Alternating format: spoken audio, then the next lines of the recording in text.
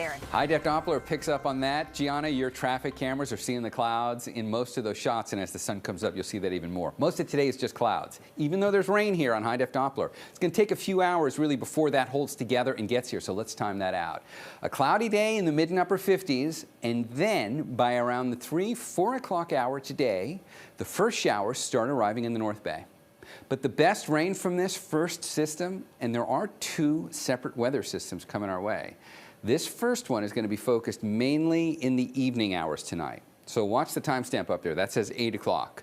That's when we start to see some of the best widespread rain showing up. And we're going to take that from 8 o'clock and play that through about 11, and then in through about 1, 2 in the morning, and then we start to quiet things down. So there's your first wave. It's going to come in tonight.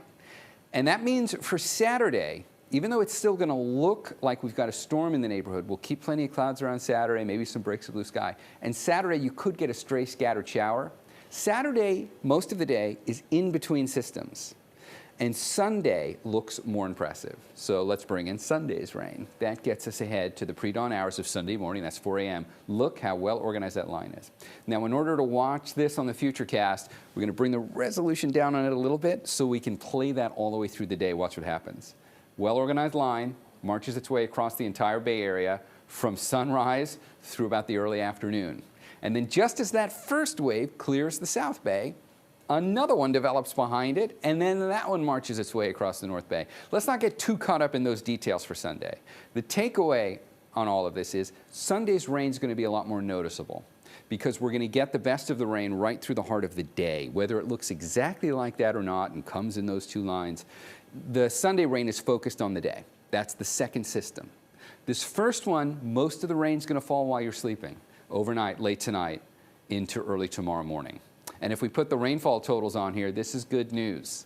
The total for both days brings us up to about a ½ inch of rain. It's good news for two reasons. One, it's not a downpour. This is not a deluge. We can and hopefully will see much bigger storms than this over the course of this winter.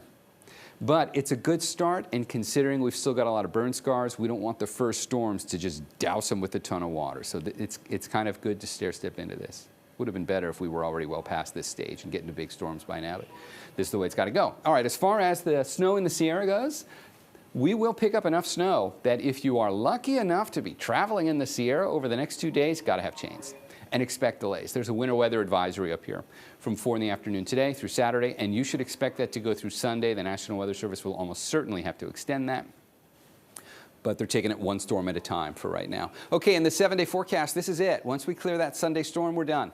We'll clear out. We're going to get grazed by a storm off to our north by the middle of the week. It looks potentially like that could bring us rain, but it likely won't. That will stay north of us. So we'll just kind of keep the clouds around, and daytime highs in the low 60s inland and right around 60 for the Bay.